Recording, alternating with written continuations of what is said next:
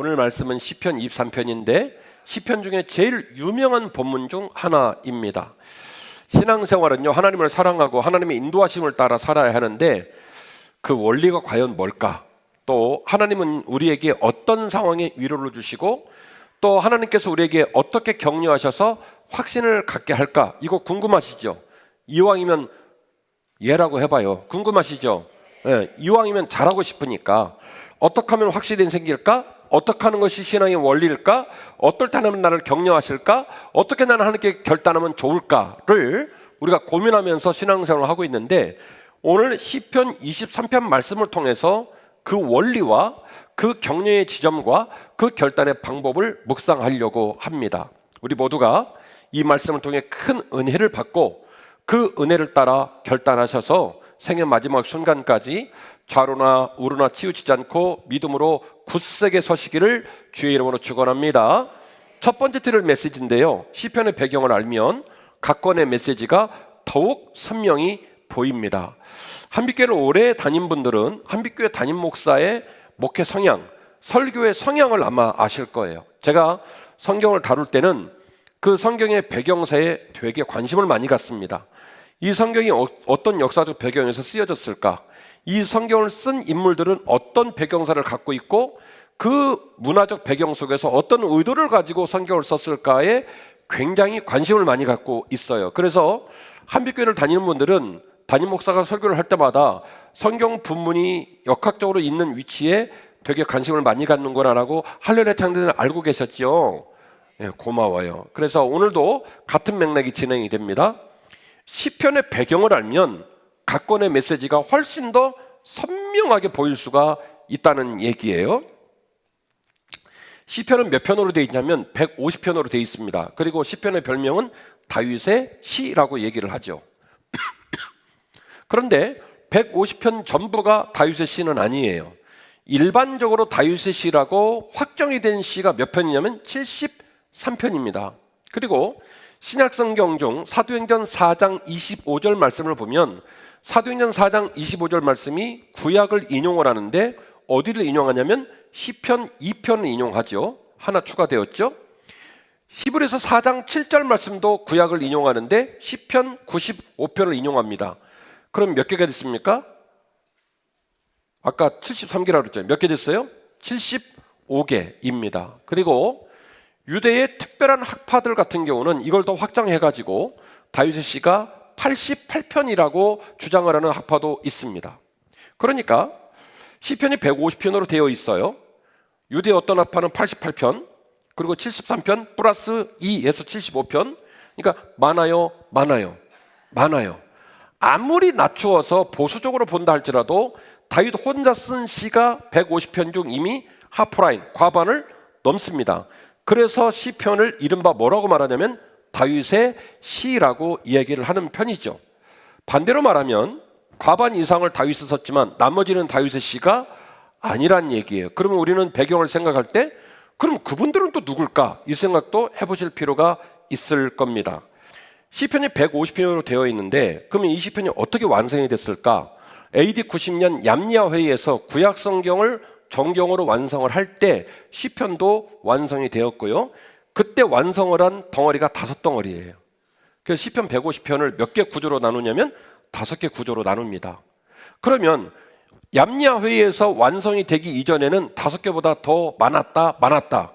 예, 훨씬 더 많았다는 얘기죠. 작은 소편들로 그룹핑이 되어서 전해 내려오다가 AD 90년에 정경화를 하면서 5개 구조로 150편을 딱 확정을 하게 되었다, 이 얘기예요. 이른바 시편 3편에서 41편은 다윗의 시편이고요, 시편 42편에서 49편은 고라 자손의 시편, 그리고 시편 50편, 73편에서 83편은 아삽 자손의 시편입니다. 우리 일부 예배 때 아삽 찬양단 있잖아요. 그리고 우리 교회는 없지만 해만도 있잖아요. 아삽, 해만 이런 인물들이 이 제사를 드릴 때 성전에서 지휘를 하고 성가대를 이끌었던 사람들입니다. 자, 그들의 시편들이 남아있어서 합쳐서 몇 편? 150편이 되었다라는 얘기죠. 그리고 이 시편의 내용들 중에 다윗의 인생들이 이제 고스란히 드러나겠죠. 시편이 다윗의 글이니까. 그 다윗의 인생들을 살펴보면 다윗은 인생이 쉬운 적이 한 번도 없어요. 어렸을 때는 이세의 8번째 아들로, 우리로 말하면 저기 남한산성 끝터리, 남한산성 쫙 꼴짜기 끝에 가가지고 아버지의 양떼를 돌봤다는 거예요. 그러니까 그 말은 아들로서 존중을 받았다는 겁니까? 다소 무시를 당했다는 겁니까? 예, 다소 무시를 당했다는 거예요. 서러웠겠어요? 서러웠겠어요? 서러웠죠. 그래서 다윗이 하프를 잘 켰다고 그러잖아요. 나중에 사울이 키라고 그러잖아요. 이거 왜 그러냐면 뇌피셜인데 외로워서 한 거예요. 혼자. 말 걸어주는 사람도 없고, 다방구 할 사람도 없고, 오방 할 사람도 없고, 오징어 게임 할 사람도 없고, 구슬치기 할 사람도 없고, 딱지치기 할 사람,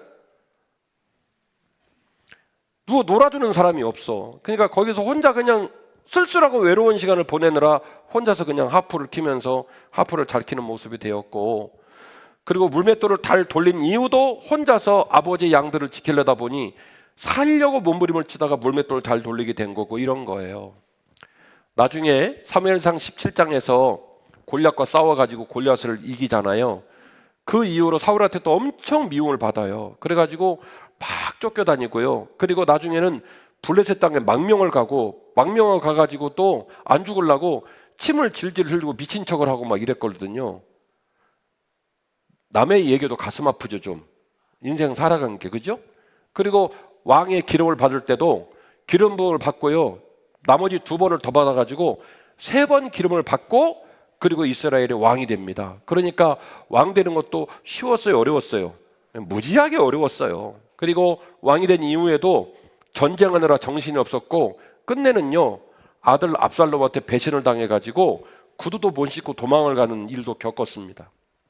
그런가 하면 하나님을 참 사랑했던 다윗이 그날따라 어떻게 된 건지 마음에 헷가닥 해가지고 우리아의 아내 밧세바를 범해버려가지고 그 일로 막 침상이 물 위에 뜰 정도로 눈물을 흘리고 몸부림을 쳤던 통렬한 회개를 겪었던 일도 다윗의 인생의 체험이기도 합니다. 그러니까 다윗의 인생이 많이 힘들고 어려웠다는 거죠. 그 어려운 전반의 이야기가 어디에 녹여져 있겠습니까? 시편이라는 성경에 녹여져 있다는 거예요. 그 중에 오늘은 우리가 어디를 들여다보냐면 시편 23편을 들여다봅니다. 자, 우선 시편 얘기를 조금만 더 하죠. 시편은요 노래시예요. 노래시. 여러분, 사람이 노래를 한다는 얘기는 일기를 써가지고 책갈피에 넣어가지고 책장에 넣으려고 할 때는 노래를 써요, 안 써요? 안 쓰죠. 그냥 일기 쓰고 말아요. 노래를 쓴다는 얘기는 그 노래를 계속해서 부르려는 목적을 가지고 노래를 써요. 노래를 쓰고 노래가 너무 아름답고 곡이 좋으면 나만 부르는 게 아니라 누구도 부르냐면 남도 불어요. 내가 부르고 남이 부르니까 누가 부르냐면 그 공동체가 불러요. 이게 노래의 힘이에요. 군대를 갔다 온 분들은 아시겠지만 군대를 가면 군가를 배웁니다. 보람찬 배우죠. 근데 이제 군대 갔다 온 지가 한참 되니까 이제 군가도 가물가물 거렸는데, 한 곡은 지금도 제가 목사인데도 제가 가요를 몰라요. 그런데도 안 잃어버리는 곡이 있어요. 네. 해저문 짠짠짠짠 있어요. 소양강 처녀. 아니 뭐 행구를 하다 힘들면 소대장이 소양강 처녀 부른다. 뭐 시작. 해저문 소양강에 막 이렇게 부르는 거예요. 노동하다 부르고 행구하다 부르고 막 부르니까, 아니 목사가 된 이후에도 소양강 처녀가 떠오른다니까요. 그러니까 노래는 이런 힘이 있어요. 시편은요 혼자 묵상하고 일기 써가지고 책꽂이에 꽂아놓는 책이 아니에요. 시편은 뭐냐면 나의 사적인 고백이자 그 고백을 들은 자의 마음을 울리는 노랫글이에요. 그래서 내가 부르고 박보영 목사님 부르고 윤영천 목사님 부르고 우리 셋이 부르니까 한민영 목사님 감동받아서 그거 뭐예요? 자기도 배워서 부르고, 목사들 넷이 부르니까 찬양대가 부르고, 찬양대가 부르니까 챔버가 또 연주를 하고, 챔버가 연주를 하니까 1분단, 2분단, 3분단, 4분단이 함께 부르고, 그래서 시편은 개인적인 고백이자 공동체의 고백이고 사적인 고백이자 공적인 고백의 능력을 갖고 있는 것이 시편이라는 책의 특징이라는 거예요. 자, 이런 시편의 구조적인 특징, 배경사를 얘기하고 나니까 시편이 신기해요, 신기해요? 무지하게 신기하죠? 그리고 흔히 알고 있다고 생각하는데 시편이 좀 더 궁금하지 않아요? 궁금해요, 안 궁금해요? 예, 궁금하죠. 잘 따라오셨죠? 그래서 그 궁금함을 가지고 와, 신기하다 하는 마음을 가지고 시편 23편으로 들어가 보려고 합니다. 자, 시편 23편을 볼라 치면 두 가지의 관점이 필요해요. 하나는 다윗의 관점, 또 하나는 시편 문서의 관점이 있어요. 다윗의 관점은 다윗이 어떨 때 이 글을 썼을까? 어떤 마음으로 글을 썼을까를 생각해 봐야 돼요.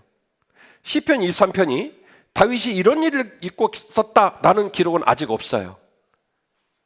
딱 나오면 속이 후련할 텐데 그런 기록은 없고, 다만 다윗이 이런 마음으로 썼겠구나라는 스토리는 너무나 많아요. 다윗이 압살롬에게 도망 다닐 때 시편 쓰고 싶었죠.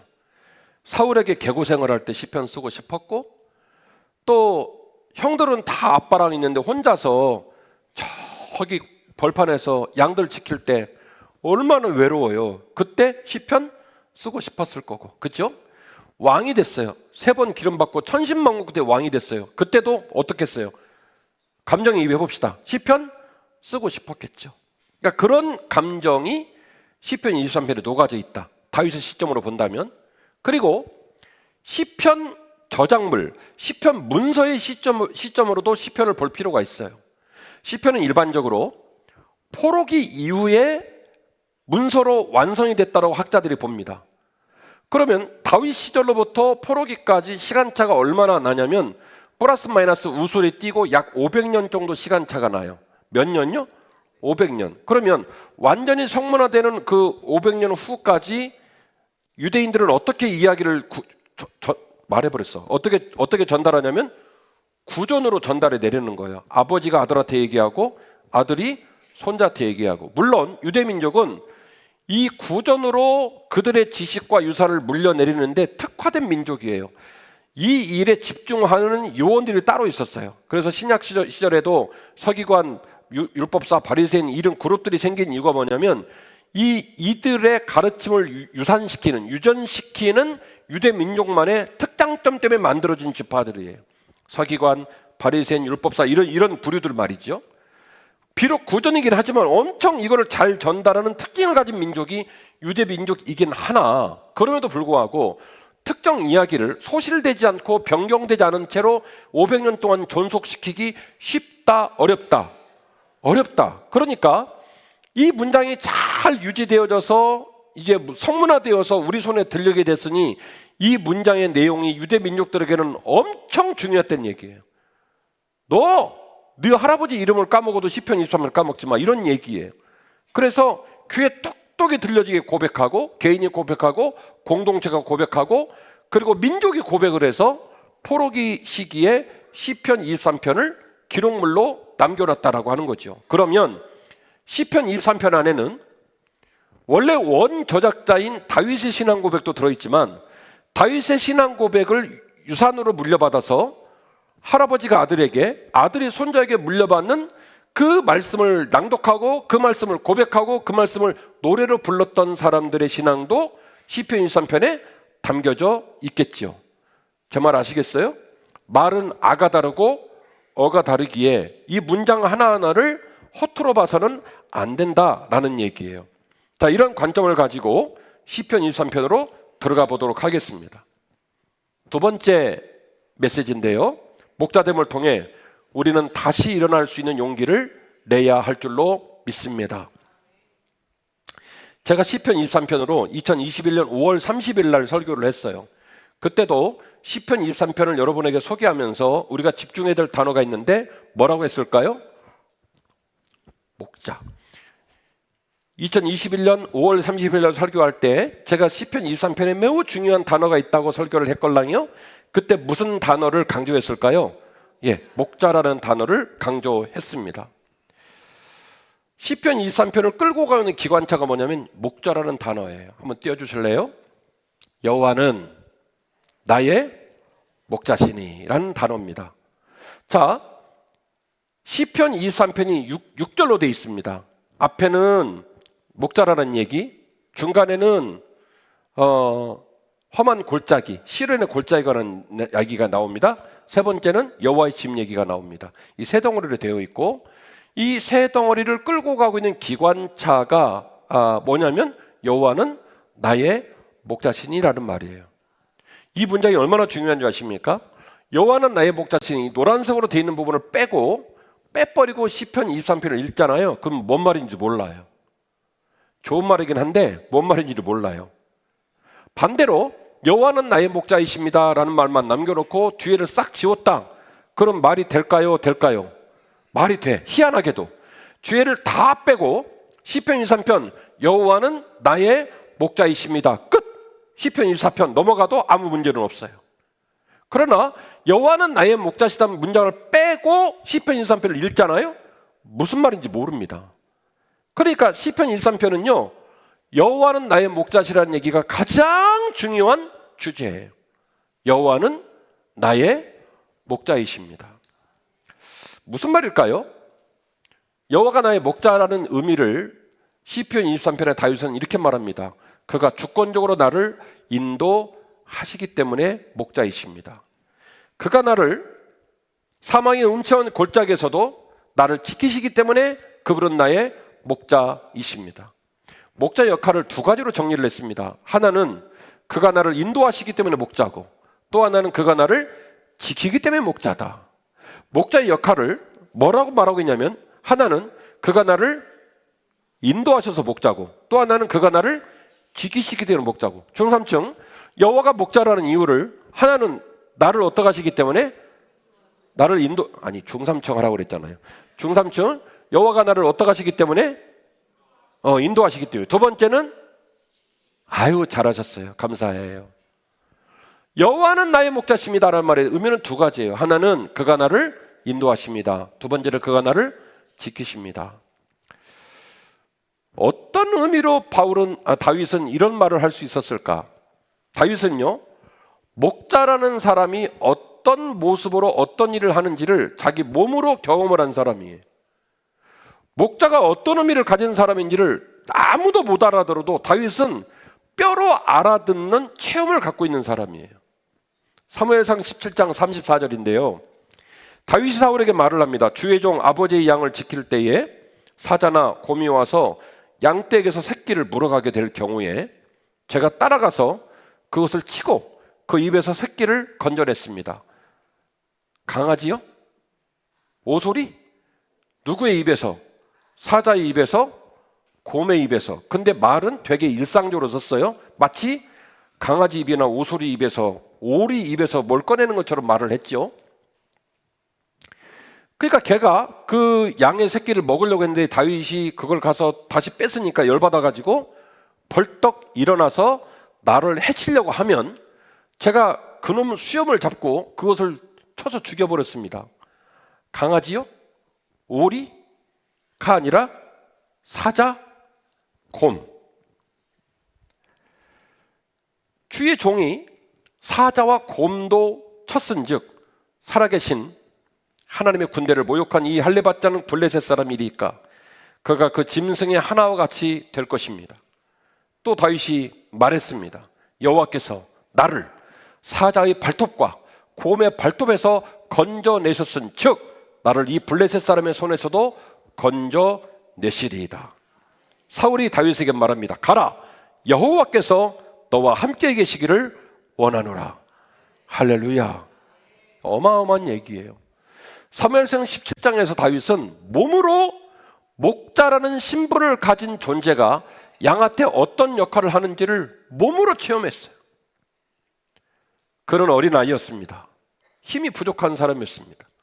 사무엘상 17장을 보니까 사울의 갑옷을 입히니 그 갑옷이 땅에 끌릴 정도로 신장이 사울보다 짧은 사람이었습니다. 근데도 사울이 걱정하니까 다윗이 말합니다. 왕이여, 걱정하지 마소서. 제가 아버지의 양을 지킬 때 사자가 와서, 곰이 와서 그 양들의 새끼를 해하려고 하면 제가 쫓아가가지고요, 그놈 때려 죽였습니다. 제가 그놈 입에서 새끼들을 건져냈습니다. 왠지 아십니까? 제가 그 양들의 무엇이었기 때문에? 목자였기 때문에.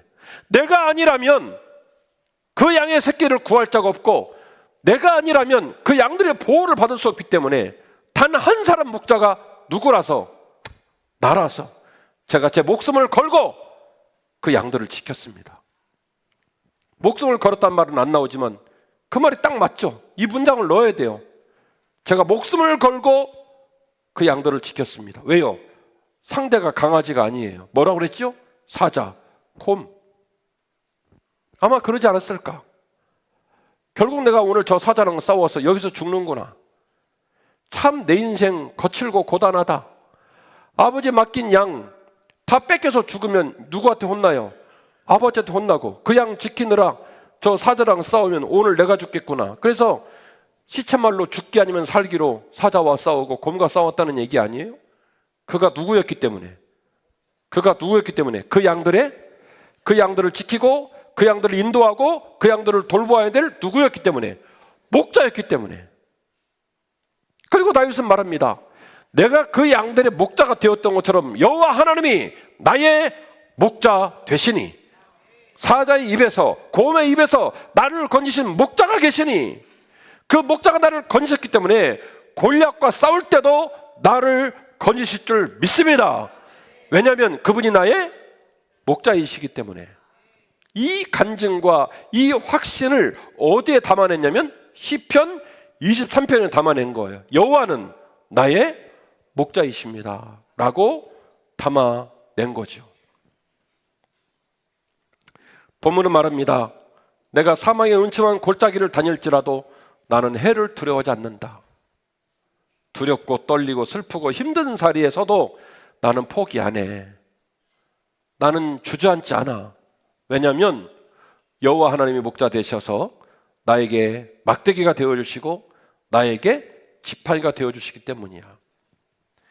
막대기란 말이 히브리 말은 쉐베트라는 말인데요, 야수로부터 양들을 지킬 때 막대기를 써요. 지금은 총을 쏘겠죠. 근데 고대 사회는 뭐밖에 없어요? 무기라고 하는 게 변변한 무기가 없고 뭐예요? 그나마 막대기예요. 제가 탄자니아 선교를 갔을 때 말씀드렸잖아요. 탄자니아 공항에 경비행기를 내리고 찝차를 타고 3시간 반을 들어가가지고 마사이족을 만난 거 아닙니까? 딱 만났는데 이분들이 훈련이 돼가지고 거의 한 20명이 제 곁에 쫙 서면서 사진을 찍으래. 웃기더라고. 목도 길고 키도 크고. 근데 저는 그게 더 웃겼어요. 그분들이 쫙 쓴 게 웃긴 게 아니라 그분 모두가 막대기를 들고 있어. 저는 다. 그래서 제가 너무 신기해가지고 통역한테 물어봤어요. 아니, 어떻게 저분들이 전부 일명 예외 없이 막대기를 다 들고 있습니까? 라고 얘기를 했더니 그 통역이 통역을 했어요. 그랬더니 그 마사이족 추장이 반대로 저한테 질문했어요. 어떻게 사람이 막대기를 안 들고 다닙니까? 라고 또 물어보더라고. 그 말이 안 통해. 한국에서 온 사람하고 그 사람하고 말이 안 통해. 무슨 얘기냐? 탄자니아에 사는 분들은 지금도 아침에 딱 나오면 뭘 들고 나가냐면 막대기를 들고 나가는 거예요. 그 막대기가 자기를 지키는 보호장구예요. 그러니까 고대 사회 사람은요, 일단 밖에 나오면 뭘 드냐면 막대기를 들어. 제가 또 여기서 얘기하면 제 출신이 또 밝혀지는데, 제가 어렸을 때 학교를 가려면 15리를 걸어서 갔거든요. 15리를 걸어서 가려면 고개를 2개를 넘고, 그리고 밭을 한 7개 건너고 논을 10개 정도 건너야 돼요. 거기를 가서 학교를 가는데, 가다 보면 뱀들이 엄청 많아. 뱀들이 변온동물이라 밤새 추웠잖아요. 그러면 제가 학교를 갈 때쯤 논두렁에 올라와서 꽈리를 들고 일광욕을 하고 있다요? 그럼 제가 가다 발로 차면 물어요. 그래서 출신이 다 드러나가지고, 그래서 아침에 엄마 학교 갔다 올게요 하고 딱 나오면 뭘 찾냐면 막대기를 찾아요. 막대기를 찾아서 가면서 어이 탁 쳐요. 이렇게. 그러면 그 풀들이 맞으면서 칙칙 소리가 나는데, 그러면 그 뱀들이 있다가 아유 저놈의 새끼 학교 가네 그러면서 내려가요. 아유 출신 다 나왔네. 너무 세게 웃지 마요. 그렇게 학교를 갔던 기억이 납니다. 고대 사회의 사람들에게 막대기는요, 자기 목숨을 지키는 가장 중요한 보호장구예요. 쉐베트. 야수로부터 양을 지키고요, 때로는 이 막대기는요 측정과 기준의 도구로 사용됐습니다. 너무 재밌는 부분이라 소개를 하는데요, 레위기 27장 32절입니다. 모든 소나 양의 11조는 목자의 지팡이 아래로 통과하는 것의 10번째 것마다 여호와의 성물이 되리라. 10의 1조로 양을 하나 드리는데 어떻게 했냐면 양들을 목자 밑으로 쪼르르 지나가게 하고 목자는 그걸로 어떻게 측정을 하고 어떻게 기준을 잡냐면 그 들고 있는 막대기로 하나, 둘, 셋 하다가 10번째 요놈 해서 이렇게 했다는 거예요. 신기하죠? 성경 말씀이 나오잖아요. 그러니까 막대기가 하는 역할이 뭐냐면 모든 야수와 자기를 위협하는 자들로부터 양을 지키거나 자기를 지키는 보호장구이고, 때로는 기준을 삼고 때로는 측정을 할 때도 뭘 사용했냐면 쉐베트, 막대기를 사용을 했다는 거예요. 그리고 지팡이는 미슈에네트라는 단어인데요, 지팡이는 뭐냐면 이 막대기를 내려 잡아가지고 위를 잡고 땅을 딱 짚으면 이 쉐베트가 미슈에네트가 돼요. 뭐가 되냐면 지팡이가 돼요. 지팡이는 보행을 돕고 힘들고 어려운 몸을 일으켜 세우는데 보강을 하는 도구로 사용됩니다. 이게 바로 미슈에네트, 지팡이의 특징입니다. 그러니까 때로는 이 막대기를 아래를 잡아 들어 올리면 뭐가 되죠? 막대기가 되고요. 그리고 위를 잡고 아래로 내리면 뭐가 되죠? 지팡이가 되고요. 그러니까 이 나무 하나의 역할이 어마어마하죠. 사망의 음침한 골짜기를 지나가요. 외로워요. 겁이 나요. 눈물이 나요. 힘이 들어요.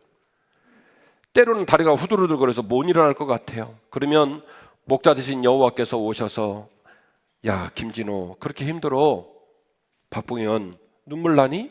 그러면서 뭐가 되어주신다? 미슈에네트, 지팡이가 되어주셔서 우리로 하여금 일어나도록 도와주신다는 거예요. 이런 취지의 구약성경 본문이 너무 많이 나와요. 시간이 없어서 소개를 못하지만.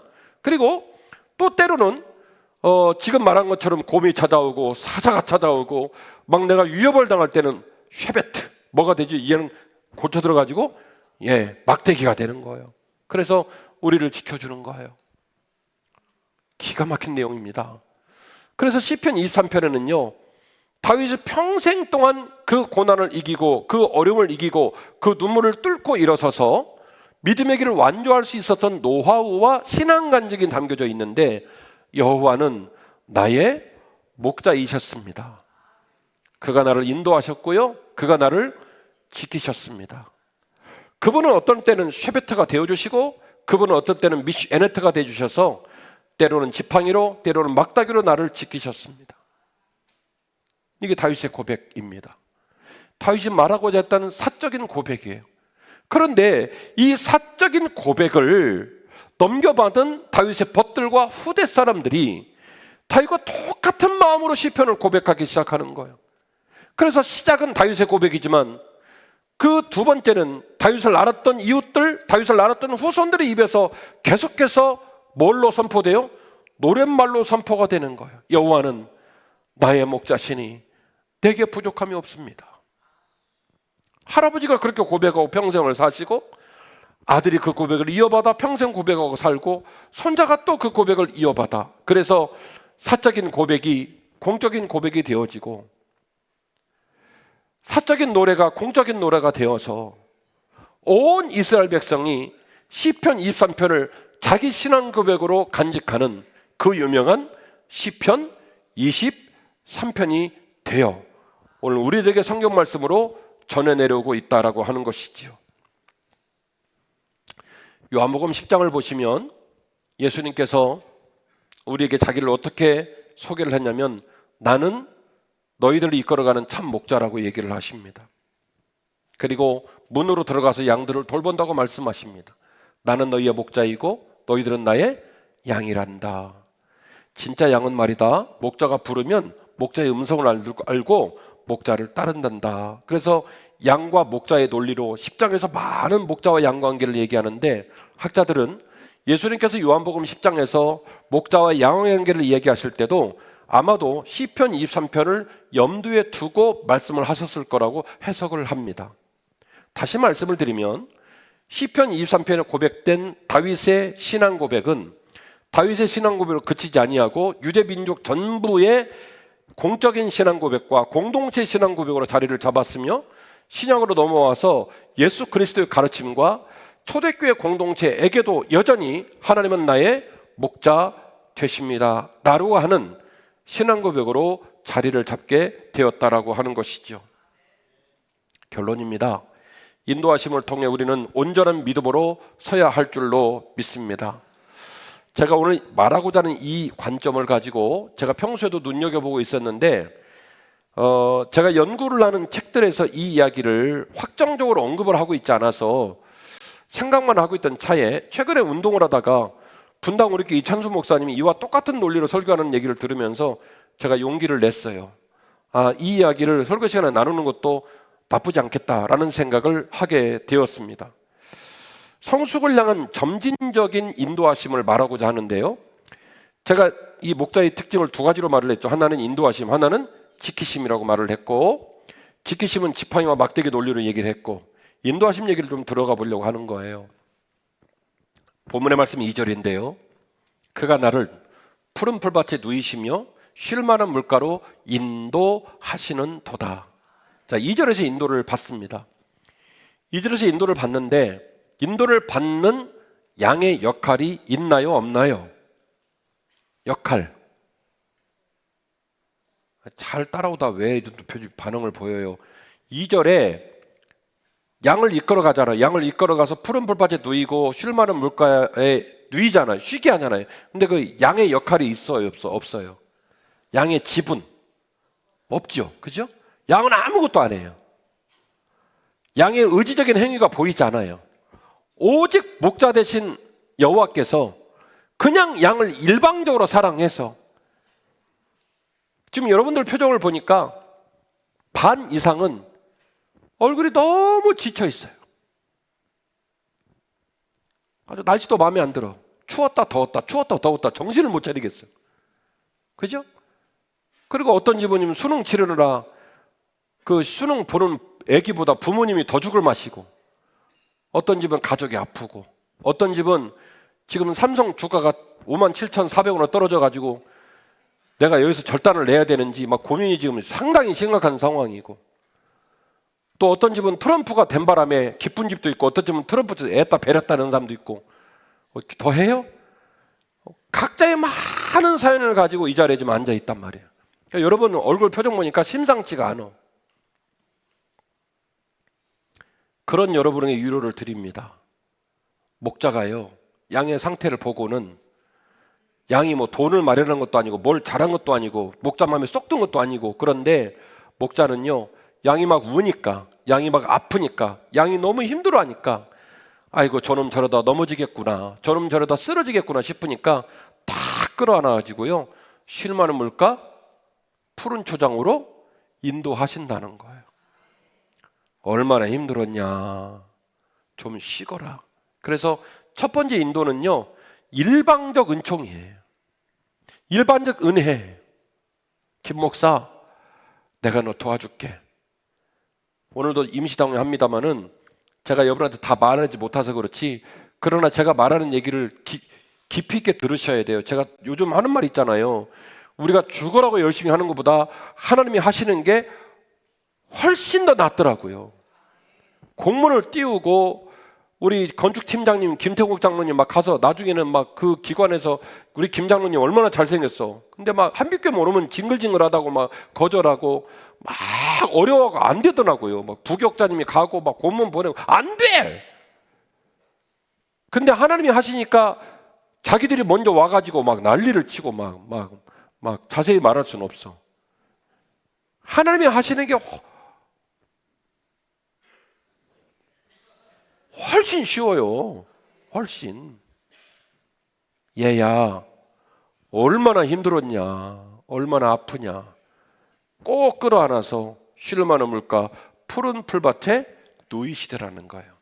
이게 첫 번째 인도고요. 두 번째 인도는 3절인데요. 내 영혼을 소생시키시고. 소생이란 말은 1부 예배 때는 못 알아듣더라고. 2부 예배는 송장로님이 계시니까 송장로님 크게 대답을 하셔야 돼요. 이 소생이 뭐냐면, 옛날에 자동차 보면 한 10만 킬로 타면 옛날 자동차는 성능이 안 좋아가지고 엔진이 맛이 가, 안 돌아가. 그러면 뭘 하냐면, 장로님 웃으시잖아요. 일부에는 못 알아듣는 거예요. 보링이라는 거래요. 보링. 보링 알아요? 힘들어. 그러니까 죽은 엔진을 분해를 해가지고 다시 새 엔진처럼 되살려내는 거를 보링 한다라고 얘기를 해요. 그냥 장로님만 고개를 끄덕끄덕 해주세요. 소생이라는 말은 네가 네 힘으로 다시 시작할 수 없는 그 자리에서도 내가 너를 다시 살려 놓으마. 내가 너에게 다시 힘을 주마. 아들아 일어서거라. 따라 할 수 있다. 그래서 내 영혼을 소생시키시고 자기 이름을 위하여 의의 길로 인도하시는도다. 앞에 나오는 2절에는요 3절을 감당할 수 있는 힘이 전혀 감지되지 않아요. 양은 아무것도 하는 게 없어요.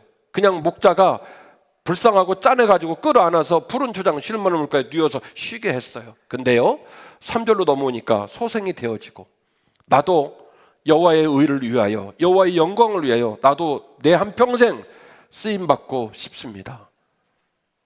주여 나를 인도하여 주옵소서. 그래서 이제는 어디로 인도하냐면 앞에서는 푸른 초장 쉴 만한 물가로 인도하셨다면 뒤에 나오는 3절에서는 의의 길로 인도하시는도다.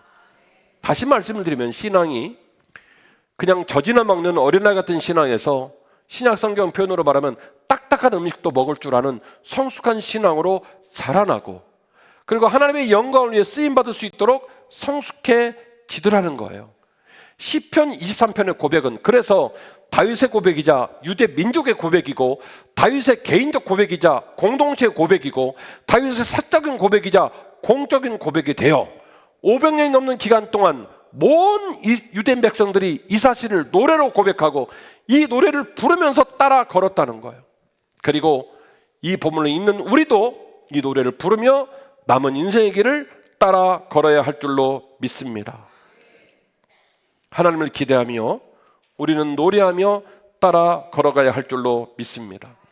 시편은 사망의 음침한 골짜기와 원수의 목전을 말할 만큼 처절한 아픔과 가장 강력한 위협을 고백합니다. 그러니까 시편의 전체적인 문장이 처참하고 무겁고 그리고 낭망하여 슬픔이 가득한 글로 전개가 되어져야 옳지만은 그러나 시편은 아이러니하게도 평안과 기대와 결단을 선언하고 있습니다. 내가 때로는 사망의 음침한 골짜기를 걸은 적이 있지만은 여호와께서 지팡이 되주시고 막대기 되어주심으로 여호와는 나의 목자시니 내게 부족함이 없었습니다. 그래서 나는 그 모든 고난을 이기고 오직 여호와의 성전에 영원토록 살다가 내 인생을 끝낼 것입니다. 그래서 시편 23편은 슬픈 노래가 아니라 기쁨의 노래이고 처절한 아픔의 비명소리가 아니라 하나님의 영광을 도높이는 찬양의 고백으로 우리들 마음에 남아있게 되었다는 것이죠. 어떻게 이럴 수 있을까요? 양보다 양을 더 사랑하고 그를 주도적으로 책임지고 이끄시는 목자 되신 하나님을 향한 기대와 소망 때문이었습니다. 제가 이 본문을 가지고 연구를 하는 과정에 한 글을 봤어요. 유대 민족에 관심을 갖고 유대 민족을 굉장히 지근거리로 따라다니면서 연구를 하는 모 교수님이 계셨답니다. 이 교수님이 연구를 하는 과정에 이제 나치에 의하여 학살을 당하는 이제 그런 기가 막힌 광경을 보게 되었고 수많은 유대인들이 잡혀가는 꼴을 봤고 잡혀가서 형무소를 방문하고 그들이 가스실에 끌려가는 과정들도 많이 목도를 했다는 거예요. 그런데 그 수많은 유대인들이 형무소에 갇혀 있고 가스실로 끌려가면서 여기저기에서 히브리 말로 뭘 자꾸 얘기하는 걸 들었다는 거죠. 근데 말은 못 알아듣는데 형무소 감옥 속에서도 형장으로 끌려가면서도 가스실을 끌려가면서도 하는 말이 똑같더라는 거예요. 그래서 무슨 말인지 연구에 연구를 더해보니 시편 23편을 고백하더라는 거예요. 옥중에 앉아 있으면서 그 고난과 시련 속에서 인생의 밑바닥에서 그들은 여호와는 나의 목자시니 내게 부족함이 없습니다. 그가 나를 푸른 초장 쉴 만한 물가로 인도하십니다. 내가 사망의 음침한 골짜기 있다 할지라도 그분이 나의 지팡이 되시고 막대기 되십니다. 여호와는 나의 목자 되시니 내게 부족함이 없습니다. 가스실로 끌려가면서 여호와는 나의 목자시니 내게 부족함이 없습니다.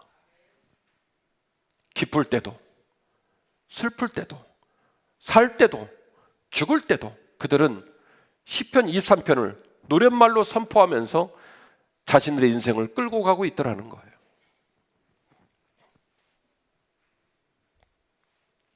시편은 개인의 고백이자 공동체 예배를 위한 노래입니다.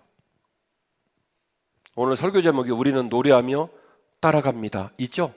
이제 좀 이해가 되시죠? 우리의 삶이 많이 아파요.